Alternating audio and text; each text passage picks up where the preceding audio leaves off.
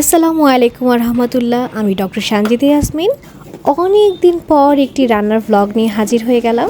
ভ্লগটি আগেই করে রেখেছিলাম এবং আজকে কিন্তু আমি সেটা আপলোড করছি। আচ্ছা, আজকে কিন্তু রান্না করব মুরগির মাংস। আর এই যে চারকোনার চা মশলার দানিটা, এটা আমার অনেক পছন্দ। আমি অনলাইনে দেখেছিলাম। একটা মজার ব্যাপার বলি, যে যখনই আমার কোনো কিছু অনলাইনে পছন্দ হয় আর আমি মনে মনে ভাবি, দেখি সেটা কিভাবে যেন আমার শাশুড়ি মা অলরেডি অর্ডার করে কিনে এনেছেন।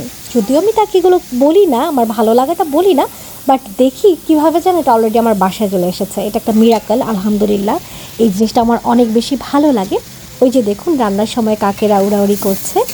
প্রতিদিন ফজরের পর এই কাকগুলো এসে জানালায় বসে এবং দুপুরবেলাতেও কিন্তু জানালায় তারা খুনসুটি করে।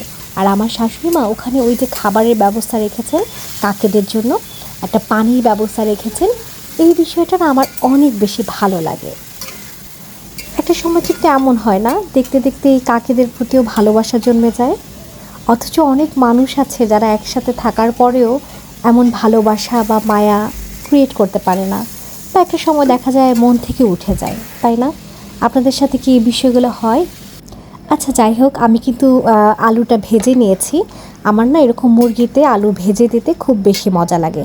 আর এই যে ইলেকট্রিক কেটলিটা দেখালাম, এটা কিন্তু আমার কাজকে অনেক সহজ করেছে।